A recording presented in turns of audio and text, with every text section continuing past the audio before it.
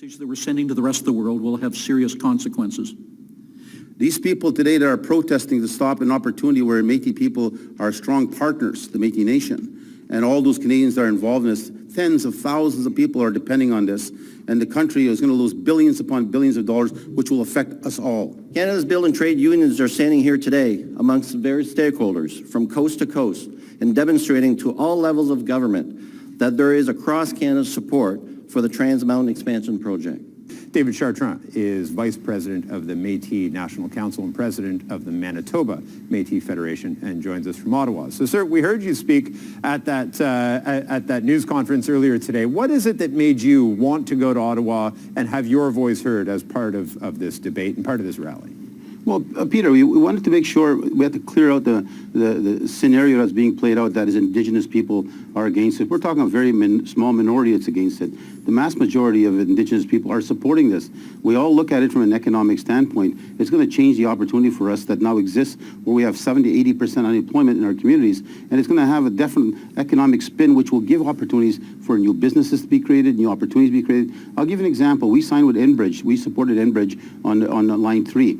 Right now, we have a great relationship and a partnership where we know exactly how many jobs we're going to be creating, how many opportunities we're going to earn, the revenues of the businesses that will link itself out of there. We already bought camps, which we now own, our own Métis camps, business camps, and it goes on. There's such a ongoing development that occurs in opportunities that exist. But if this thing dies, I look at it in a context. It's going to affect a long-term avenue that Indigenous people have no other route to go to. Tell me another economic plan that Premier Oregon has or anybody else out there that's opposing this. Show me an economic plan that gives us a chance to get the 70% unemployment down. There's not one plan out there. Just shut it down, shut it down, shut it down. That's the only answer they have. When I challenged them, I went to see Elizabeth May today. I went to ask her opinion on this.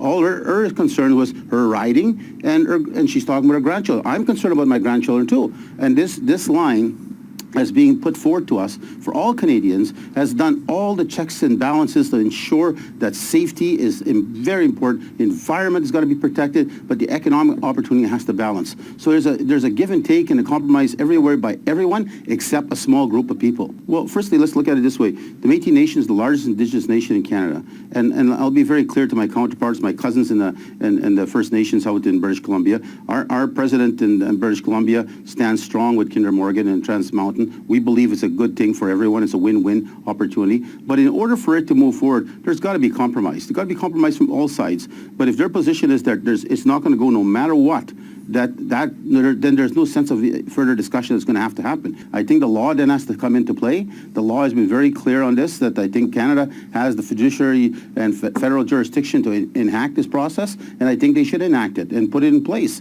But you call on the federal government to enact their authority. Enact what? Like what would you like to see them in concrete, tangible terms? What would you like to see them do that might get this thing built a day or a week or a month earlier than it's moving towards right now? Well, I think just give the authorization for the company to start digging their shovels into the ground. Let's get this thing moving. Let's get our people working. Let's get everybody participating. But let's keep on dialoguing with those people that still have reservations about this, about whatever their key concerns are. If it's consultation, then if they need more, let's do it. But let's start from Edmonton. Edmonton is ready to go.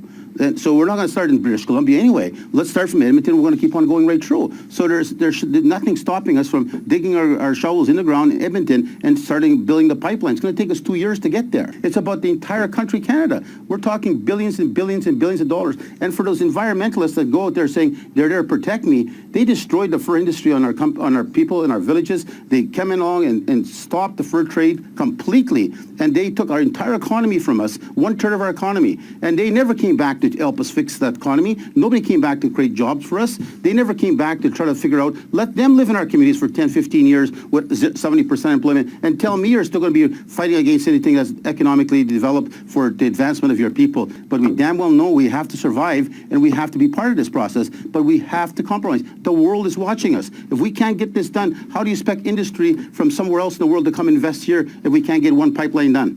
Indeed. Important points all. David Chartrand, thank you very much for making the time today.